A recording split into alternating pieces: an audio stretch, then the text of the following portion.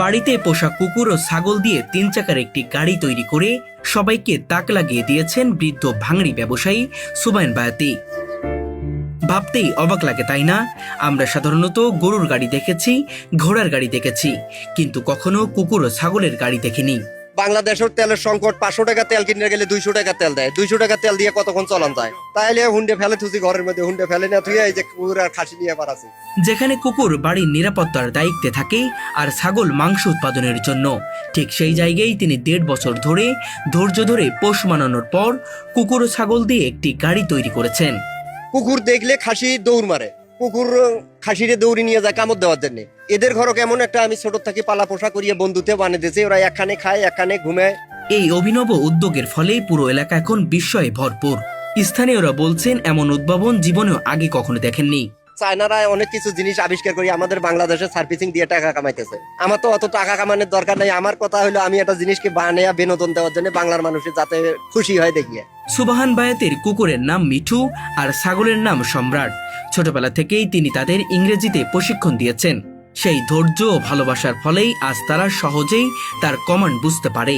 যখন তিনি গো কমান্ড দেন, গাড়িটি ছুটে যায়, আর স্টপ বললেই সঙ্গে সঙ্গে থেমে যায়। কুকুরের ডাকি মিঠু বলিয়ে আর খাসির ডাকি সম্রাট বলিয়ে। ওরা কি আপনার কমেন্ট মানে? হ্যাঁ, কমেন্ট মানে ইনশাল্লাহ। ওদের টানা লাগে না, ওনাকে স্টপ বললে খারাপ হয়।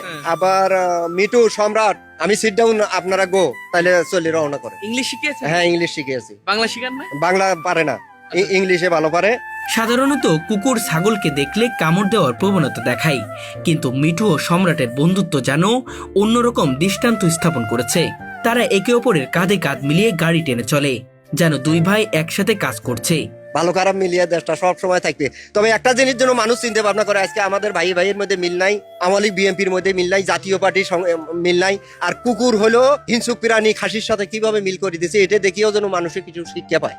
এই দৃশ্য দেখে পাশের শিশুরাও অবাক হয়ে দাঁড়িয়ে থাকে, আর বড়রাও অনভ্যস্ত দৃষ্টিতে তাকিয়ে থাকে। না না না, মারামারি হয় না। আবার মারামারি কত দূর পর্যন্ত হয় নিয়ে কামড় দিয়ে যেমন গাও চুলকি দেওয়ানের মতো করে, খাউজানির মতো করে। আবার ফির ওই যে কুকুর ফির আবার ওই যে কুকুরের উপরে আবার খাসিও লাভ দিয়ে চড়ে। আমরা খুব খেলাই। গাড়িটি তৈরি করতে মাত্র 20,000 টাকা খরচ হয়েছে এবং এটি খুবই সহজেই চলমান। শুধুমাত্র একটু ঠেলা দিলেই গাড়িটি অনর্গল চলে এবং প্রতিদিন প্রায় 300 টাকা খরচ হয় কুকুর ও ছাগলের খাদ্যের পেছনে। এই গাড়িটা এমন পাতলা, একটা ধাক্কা দিলে একটা ছলি যদি ধাক্কা দেয় তাও গাড়িটা সরসর করে যায়। তাই এটা শখের বয়সে আর কি আমি এই খাসি আর কুকুর দিয়ে একটা গাড়ি আবিষ্কার করছি, এটা শখ করে। প্রতিদিন খরচ বলতে খাসিটার পিছনে মনে করেন 80 থেকে 100 টাকা খরচা আছে, আর কুকুরের পিছনে 150 টাকার মতো খরচা আছে।